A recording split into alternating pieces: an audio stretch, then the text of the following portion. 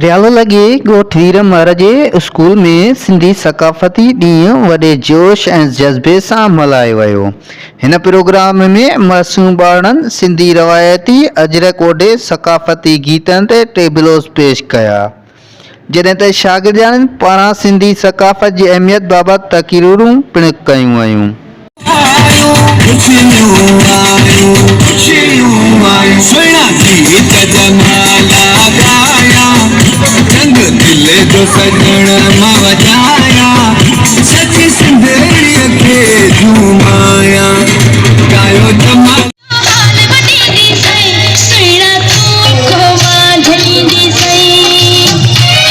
Programme जा ख़ास मेहमान मुक़ामी सियासी अॻवान, समाजी कारकुन ऐं इल्मी शख़्सियतूं हुआ जेके सकाफ़ती ॾींहं जी अहमियत ते रोशनी विधी।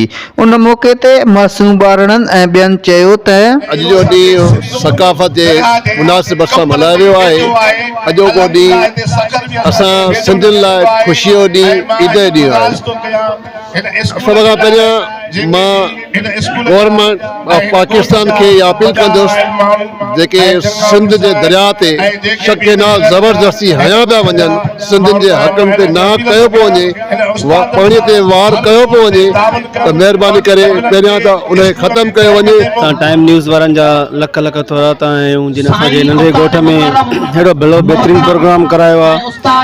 टाइम न्यूज़ वारनि जे सहाफ़ी दोस्तनि खे लख आफ़रीन हुजनि जिन नंढड़े ॻोठ में हेॾो बहितरीनु प्रोग्राम मुनक़द करायो आहे।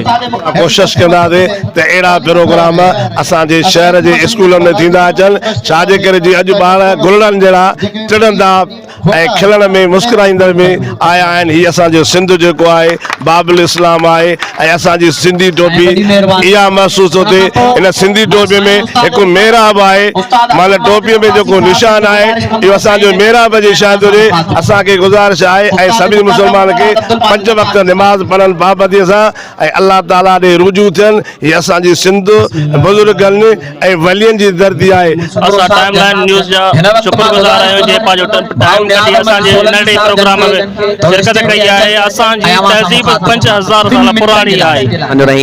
मुख़्तलिफ़ स्लोगन जे हेठि असीं पिरालो जे हिकिड़े नंढे ॻोठ वीरम महर जे school government boys primary school में ही सकाफ़त जो प्रोग्राम करे रहिया आहियूं।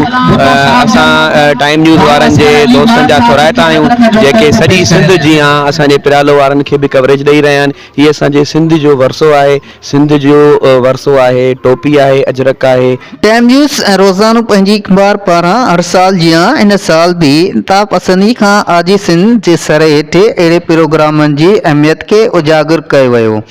प्रोग्राम में मासूम ॿारनि उस्तादनि वॾे तइदाद में शिरकत कई जेके सिंध जे रंगीन सकाफ़त खे साराहण लाइ गॾु थिया हुआ। प्रोग्राम जो मक़सदु नई नस्ल खे पंहिंजे सकाफ़ती वरसे सां जोड़ो ऐं मुन मुहबत ऐं भाईचारे जो पैगाम आम करणो हो। कैमरामैन ज़ाहिद हुसैन लाखो सां गॾु इमरान अली उडो, टाइम न्यूज़ पिरालो। मुझे फोन करी तू गुराई, हाँ 1000 केश गुराई।